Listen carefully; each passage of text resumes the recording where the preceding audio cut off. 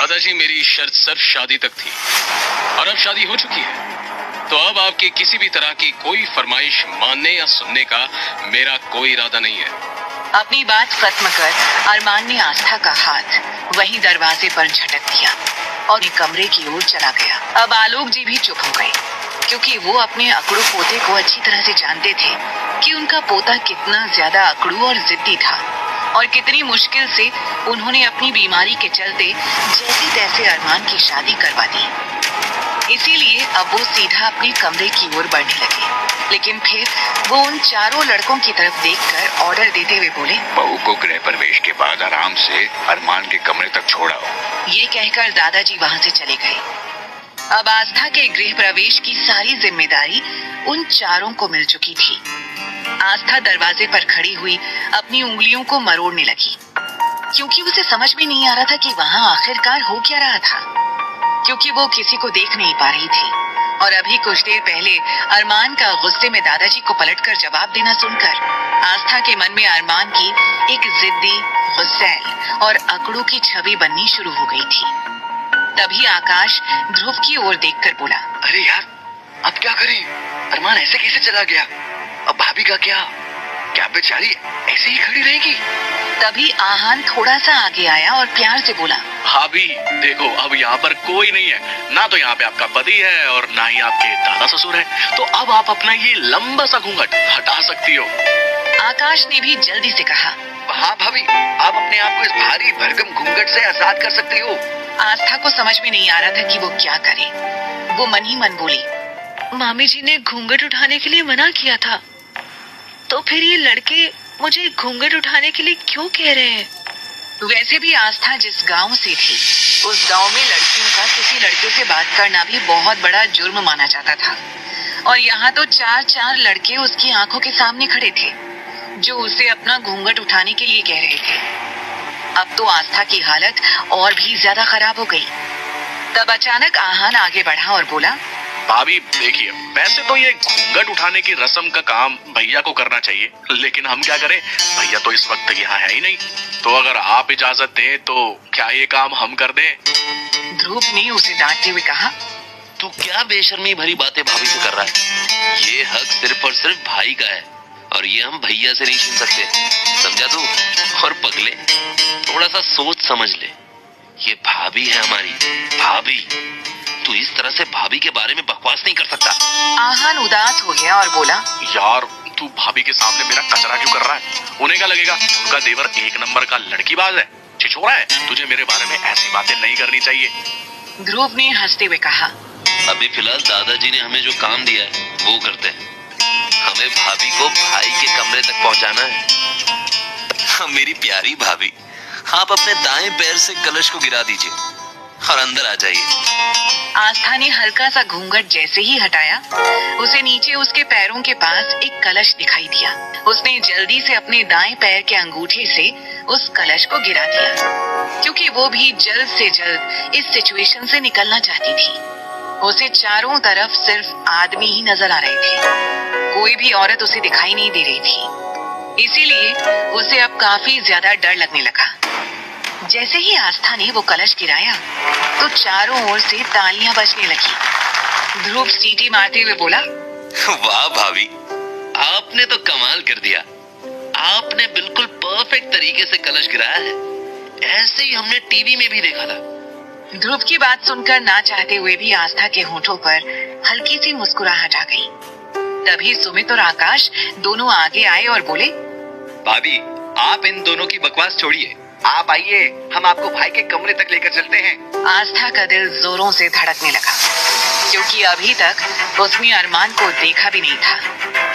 आस्था ने अपनी गर्दन हाँ में हिला दी। ये देखकर चारों अलग अलग तरह की शक्लें बनाने लगे।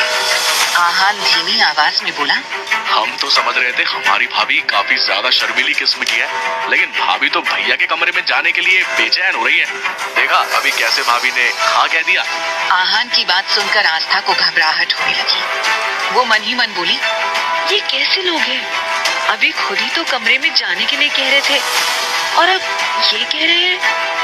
आस्था के मुंह से अचानक निकला, नहीं नहीं, आप लोग गलत समझ रहे हैं, आस्था की हड़बड़ाहट देखकर वो चारों जोरों से ठहाका मारकर हंसने लगे। ध्रुव बोला, भाभी प्लीज आप बुरा मत मानिए, हम तो सिर्फ आपकी थोड़ी सी टांग खींच रहे थे। अच्छा आप आइए, वैसे भी इतने दिनों से आप शादी के फंक्शंस में बिजी रही होंगी और काफी ज्यादा थक गई होंगी। आप चलिए और जाकर आराम करिए।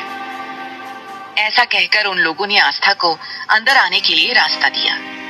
अपना कदम आगे बढ़ाने से पहले आस्था ने हिम्मत करते हुए कहा, क्या आप लोग मुझे किसी दूसरे कमरे में नहीं छोड़ सकते? आस्था ने ये बात इतने प्यार से कही थी कि वो चारों एक दूसरे की शक्ल देखने लगे और तभी सुमित आस्था को समझाते हुए बोला, भाभी आपकी शादी अरमान सिंघानिया से हुई है। अगर आप इस तरह से दूसरे कमरे में जाने की बात करेंगी तो वो हम चारों को गोली से उड़ा देगा। और अभी हमारा मरने का कोई इरादा नहीं है, क्योंकि अभी तो हम छोटे से बच्चे हैं। अभी तो हमने शादी भी नहीं की, फर्स्ट किस भी नहीं की, कुछ भी नहीं किया जिंदगी में। इसलिए आपको भाई के कमरे में ही जाना होगा भाभी। जैसे ही सुमित ने बेचारगी से ये सब कहा, आस्था खिलखिलाकर हंसने से खुद को रोक नहीं पाई। अब आस्था को हंसते हुए देखकर वो चारों भी मुस्कुराने लगे, क्योंकि आस्था की हंसी बहुत प्यारी थी। उन्हें ऐसा लगा मानो उनके कानों में किसी ने घुंघरू बजा दिए हो। आहान आस्था की तारीफ करते हुए बोला, वाह भाभी, आपकी हंसी तो बहुत प्यारी है। पता नहीं आप अपना ये लंबा सा घूंघट कब हटाएंगी और हम आपको कब देख पाएंगे। वैसे भी जब भाई आपको देखने गए थे तब भी वो हमें साथ नहीं लेकर गए थे और अब सीधा शादी में लेकर आए हैं। हमने तो आज तक आपको देखा ही नहीं है। तभी आकाश आहान को टोकते हुए बोला, अरे बस करो, देर हो गई है। तुम लोग भाई भाभी की पहली रात बेकार मत करो। और वैसे भी हमने जो पार्टी करनी है उसका क्या? दादाजी ने पहली बार हमें पार्टी करने की परमिशन दी है।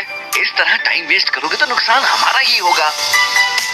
वो लोग आस्था को अरमान के कमरे तक ले गए, लेकिन उन्हें अंदर से कोई आवाज नहीं आ रही थी।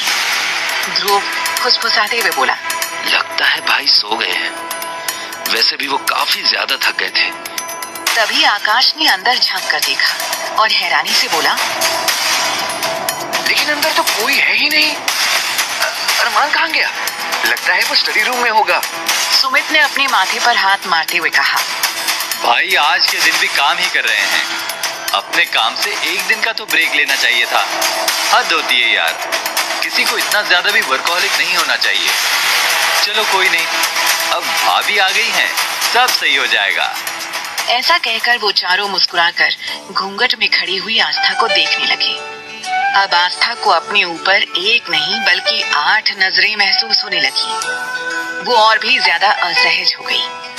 ध्रुव ने आस्था की सिचुएशन समझ ली और तीनों को डांटते हुए बोला, अरे यार, अब अपनी फालतू की बकवास बंद करो। अगर भाई स्टडी रूम में है तो कम से कम भाभी को तो कमरे में जाने दो, वो आराम करें। ध्रुव आस्था की तरफ मुड़ा और बोला, भाभी आपकी जरूरत के सारे कपड़े हमने पहले ही भाई के क्लोजेट में रखवा दिए हैं। अगर आपको कोई भी परेशानी हो तो आप बेल बजा दीजिएगा, कोई ना कोई तुरंत आपकी सेवा में आ जाएगा। ऐसा कहकर ध्रुव, सुमित, आकाश और आहान ने आस्था के सामने स्टाइल से अपना सिर झुकाया और कमरे के बाहर से ही वापस चले गए। आस्था अंदर कमरे में गई। उसने कमरे को अंदर से लॉक कर दिया और फिर सबसे पहले उसने अपने आप को घूंघट से आजाद किया और लंबी लंबी गहरी सांसें लेने लगी। कभी उसकी नजरें उस बेडरूम में चारों तरफ घूमने लगी। बेडरूम की दीवारें ब्लैक एंड व्हाइट कलर की थी।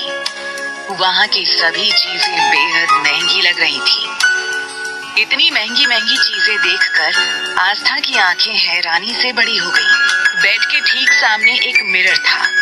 आस्था डरते हुए मिरर के सामने जाकर खड़ी हो गई। जैसे ही उसने मिरर में खुद को देखा तो वो शॉक्ड रह गई। उसे ऐसा लगने लगा मानो वो खुद को नहीं बल्कि किसी और को देख रही थी। आस्था डरते हुए बोली, ये मेरी आंखें क्यों सूजी है? मेरी नाक इतनी लाल क्यों हो गई है? थोड़ी देर तक वो खुद को मिरर में निहारती रही। तभी जैसे उसे होश आया, ये मैं क्या कर रही हूँ? मैं इस वक्त किसी और के कमरे में हूँ और अकेली भी। मैं इस तरह से बेवकूफ बनकर एक जगह नहीं खड़ी रह सकती। तभी आस्था के कानों में उसके देवरों की बात गूंज उठी कि क्लोजेट में उसके कपड़े रखे हुए थे। उसने क्लोजेट खोला। वो बिल्कुल हैरान हो गई। वहां पर कपड़े तो रखे हुए थे, लेकिन सभी कपड़े बेहद महंगे और ब्रांडेड थे।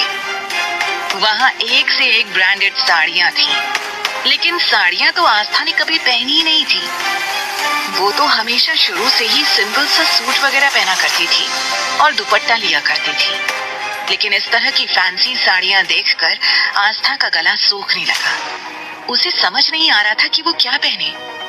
अब आस्था पूरी तरह से मायूस हो गई।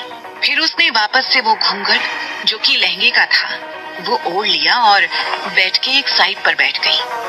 वहां बैठे बैठे कब उसकी आंख लग गई उसे पता ही नहीं चला। वहीं अरमान आधी रात तक काम करता रहा और करीब 2 बजे अपना काम खत्म करने के बाद अपने कमरे में सोने के लिए आ गया। लेकिन जैसे ही उसने दरवाजा खोलने की कोशिश की तो उसे एहसास हुआ कि उसका कमरा अंदर से लॉक्ड था। वो झल्लाते हुए बड़बड़ाया, ये कमरा लॉक किसने किया है? लेकिन अगले ही पल अरमान का चेहरा गुस्से से तमतमाने लगा, क्योंकि ऐसा पहली बार हुआ था कि अरमान को उसका कमरा लॉक्ड मिला था। उसने जल्दी ही अपने फिंगरप्रिंट लॉक का इस्तेमाल करते हुए अपना रूम खोल लिया, क्योंकि अरमान का रूम, उसका घर उसके कंट्रोल में था। जैसे ही वो अपने कमरे में अंदर आया, उसने देखा कि बेड के एक कोने पर आस्था लेटी हुई थी। उसका चेहरा पूरी तरह से कवर्ड था। अरमान ने नफरत से उसकी ओर देखा और अगले ही पल अपना मुंह मोड़ लिया। अरमान गुस्से में दांत पीसते हुए बोला, दादाजी को इसे मेरे कमरे में नहीं भेजना चाहिए था। मैंने ये शादी सिर्फ नाम के लिए की है। ये मेरे कमरे में या मेरी जिंदगी में नहीं रह सकती, कभी नहीं। अब क्या करने वाला है अरमान? जब वो प्रियंका की जगह आस्था को देखेगा तो उसका क्या रिएक्शन होगा? इनकी पहली रात यादगार बनेगी या ये इनके साथ की आखिरी रात बन जाएगी? सवाल तो बहुत हैं, लेकिन इन सभी सवालों के जवाब मिलेंगे